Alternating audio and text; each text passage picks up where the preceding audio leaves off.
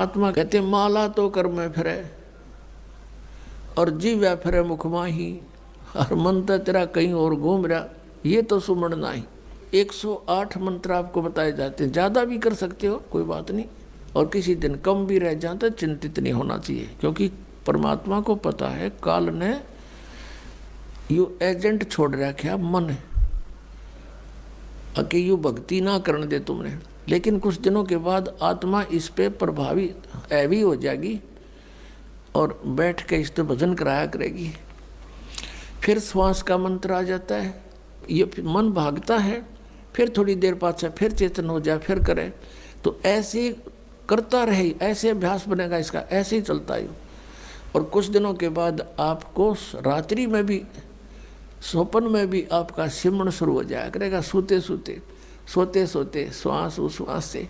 और एक श्वास उश्वास की इतनी कीमत है सतनाम की, 2 अक्षर की, और तीसरे का तो कहना है कि सार नाम तो वो तो एक का जपया हुआ घना काम करते हैं। तो इतने धनी बन जाओगे आप इस भक्ति से। ये भक्ति और फिर आशा, आशा यहाँ के नहीं रखे, जरा अंत में आपकी इच्छा, किसी बेटे या बेटी में, कार या कोठी में, पोते या पोती में, किसी प्रकार देवता या देवती में, किसी भी सतिथि में। मान लीजिए आप वृद्ध होगे और उधर से आपकी बेटी विधवा होगी, तो आपके साथ काल नहीं हो और एक जाल कर, बेटी वही विधवा होगी जो नाम तो दूर होगी। अगर बेटी भी नाम ले रही होगी तो नहीं हो सकती उकसुक, गारंटीड बात है।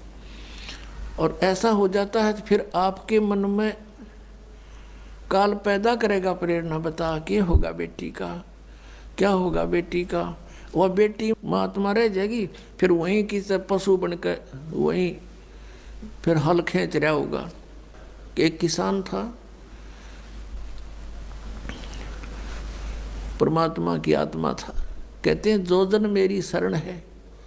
पुणात्मा आप समझोगे, क्योंकि बालक नहीं बुद्धिमान समाज है आज मानो। किसी का बालक बिगड़ जाए, बेटा या बेटी, उस माता पिता से पूछ कर देखो वो कितना दुखी रहता। सपने में भी उसको ये चिंता बनी रहती है कि किस प्रकार मेरा बच्चा फिर से लाइन पकड़ जाए, उसके लिए कितना दुखी होता है। और हम उस परम पिता के बच्चे, उसी के बेटा बेटी हम, और वो हमारे, हम कितने बिगड़ के यहाँ आगे इस काल का फंस गए। अभी हमारी रेल बना रहा है सबकी, ब्रांड मैट्रिक कर रखी यहाँ पर, ले लिए इंडिया हमने इसके साथ आकर के। लेकिन वो कहते हैं ना माता पिता बुरे नहीं हो सकते, बेटा बेटी वैसे 100 गलती कर दे। अब उसी विधान से वो हमारा पीछे फिर रहा है। परमात्मा कहते हैं कि जो जन मेरी शरण है, एक बार भी किसी युग में ये भोली आत्मा मालिक से टच होगी, कभी उसके भेजे हुए दास से कभी उपदेश ले लिया, तो फिर वो रह भी गया यहाँ पर, फिर भी मालिक उसके पीछे पीछे फिरता, कभी इसने सद्बुद्धि आ जा, किसी प्रकार फिर से ये लाइन पकड़ दे। तो ऐसा ही एक किसान था। अब उसके पास परमात्मा गए और उसे राम रमी करी, क्योंकि पिछला संस्कार जो होता है उसमें गुण होते हैं। उस किसान ने कहा आओ महाराज, आओ बैठो, भोजन पाओ महाराज, दूध लाओ रे तेरे चाचा महाराज खातिर दूध लाओ। बहुत सेवा करी। अब परमात्मा ने कहा, भक्त कहा चौधरी साहब कुछ भक्ति भी कराया करो। बोला जी भक्ति करा हम खूब है। क्या करते हो? शिव जी भगवान का जल चढ़ा जा और श्याम जी की पूजा करते हैं, 8 ने पूड़े तार लिया, 2 ने खीर बना ले, और कभी कभी गंगा स्नान भी करके आते हैं। तो परमात्मा लगे उन्हें समझान, काफ़ी देर तक सत्संग किया, समझाया। अब पुण्यात्मा थी, काफ़ी प्रेरित हुआ, महाराज बात तो सच्ची कहो तुम। कहा फिर उपदेश ले लो भाई। अकना अभी नहीं, अभी तो बालक छोटे छोटे हैं, इनको कुछ इनकी विवाह कर दूं और ये काम संभालने जोगे हो जा महाराज जी, फिर पक्का नाम ले लूँगा। परमात्मा चले गए, साधु रूप में थे। बालक भी विवाह कर दिया बच्चों का, वो सारा कारोबार भी संभाल रहे हैं और पोता पोती भी हो रहे हैं। तब परमात्मा गए, अक भाई भगत अब तो आजा मेरी शरण में। न्यू बोला महाराज जी तू अच्छा पीछे पड़ा मेरे, छोटे छोटे पोता पोती हैं, बच्चे खेतों में काम करें, इन बालका ने कौन खिलावेगा। इब नहीं माड़े ये बालक ठीक हो जाने दे, पोते पोती माड़े बड़े हो जा थोड़े से, फिर आना। अब वो फिर गए परमात्मा, 5-7 वर्ष के बाद बूढ़े की टिकट कटी पाई, वो मर लिया। अब क्या देखा कि वही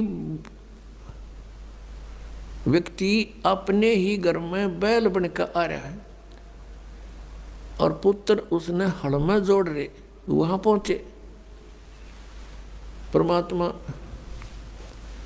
अब वो बच्चे जाने थे महाराज को कि आओ महाराज जी, आगे कहा गया भाई, बोला भाई डटिए, एक दो बात कर लो तेरे पिताजी ते। वो बच्चा बोला जी पिताजी की तो मृत्यु हो ली। बोला भाई वो परमात्मा बोले मुझे मालूम है। अब उस बैल के पास गया, कान में कुछ मंत्र से बोले, वो उसने तो मंत्र लागे थे, परमात्मा उसकी भाषा में बोल रहा था। तो बैल ने अंदर से बोल तो वो नहीं सके था, अंदर की भाषा भी जानते हैं मालिक। अब उसने कहा बाबा, परमात्मा ने कहा रहा ईब तो आ जा मेरी शरण में, तेरा यो शरीर छुटवा दूंगा यहीं पर और तुझे मनुष्य जन्म दिवा दूंगा। तो नो कह महाराज जी तू जा अपना काम करे, अब मेरी जगह पर कोई और बैल आ गया और काम ठीक ना करेगा तो मेरे बड़का का टोटा नहीं हो जाएगा। अब परमात्मा चले गए, भाई ठीक है। कुछ दिनों के बाद क्या हो गया कि वो बैल वाला शरीर भी छूटना ही था, कभी ना कभी मृत्यु होगी, फिर वो बन गया सर्प। अब सांप बन के इसको याद आती है कि कुछ पैसे दबा रखे हैं मैंने, धन पहले जमीन में छुपा दिया करते, चोरी के डरते हैं, चांदी के सिक्के, सोने के जेवरात, आभूषण जमीन में दाब दिया करते। बूढ़ा मर जा बतान पावे को नहीं, फिर वो सर्प बन के आया करे ना, रह गए उड़ा ड्यो कहे हमारा सर्प आवे है। वो सर्प थारा है कि में लग गया होगा पिछला संस्कारी को, दाब रहा होगा 500-200 रुपये की तक कूण में, उन्हें ढूंढता फिर। अब वो सर्प बन के आ गया। वो जो ही सर्प बन के घर में घुसा, बच्चा ने पता लग गया, उसके मारे लठ, वो डंडे डंडे मारने लगे, इतना मोरी में के निकल के और बाहर उसका जंगल सा था उसमें खिसक गया और वहाँ पड़ा पड़ा कर रहा है सांप, अच्छे डंडे लाग रहे, उसकी सांकड़ी गई टूट। तो परमात्मा आए और वहाँ बैठ के न बोले सुना भगती अब के सलाह तेरी। ने बोला जी ले लो शरण में। ने बोला भाई शरण मत आया पर सांकड़ी तोड़वा का आया तो